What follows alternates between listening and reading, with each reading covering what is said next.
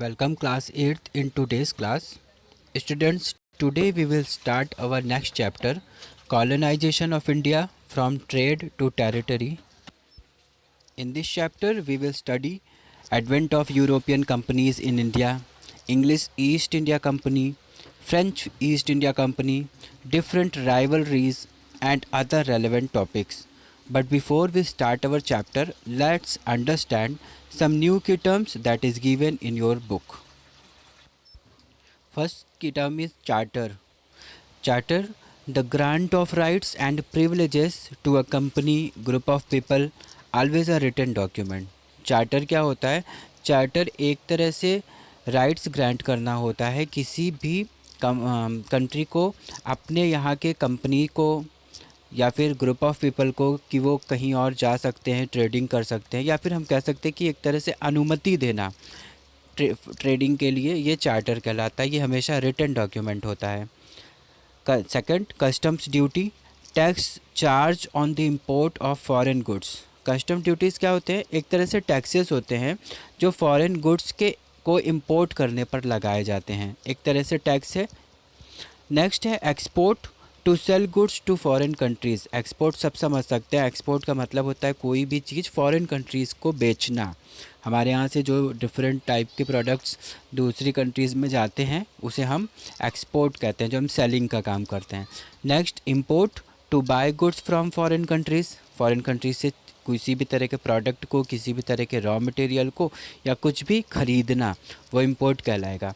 Next is mercantilism, a national economic policy that seek to create profit by strict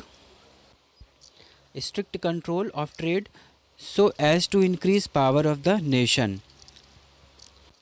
मर्चेंटलिज्म क्या होता है? एक तरह से एक इकोनॉमिक पॉलिसी होती है, कुछ रूल्स होते हैं ट्रेडिंग के पर्पस से, और ये ऐसे रूल्स होते हैं कि कोई भी कंट्री जो बनाती है इस तरह के रूल्स को, वो ज़्यादा से ज़्यादा खुद प्रॉफिट कमा सके, यानी बहुत ज़्यादा टैक्सेस इम्पोज करना है एक्सपोर्ट इम्पोज पर, और इस तरह के पॉलिसीज़ बनाना, ये मर्चेंटलिज्म कहलाता है।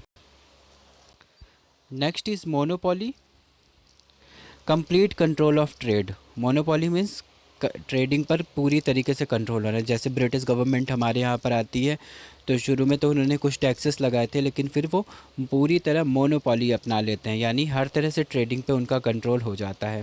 तो monopoly, complete control of trade. Next, Mufti, jurist of Muslim community responsible for expounding the law that the qazi would administer। मुफ्ती क्या होते हैं? मुफ्ती मुस्लिम कम्युनिटीज़ के ज्यूरिस्ट होते हैं। हम कह सकते हैं कि जो काजी होते हैं, काजी मुस्लिम कम्युनिटी के एक एडमिनिस्ट्रेटिव पर्सन की तरह होते हैं, जो गाइड करते हैं मुस्लिम्स को कि किस तरह से उनको काम करना है, किस तरह से उनको बिहेव करना है।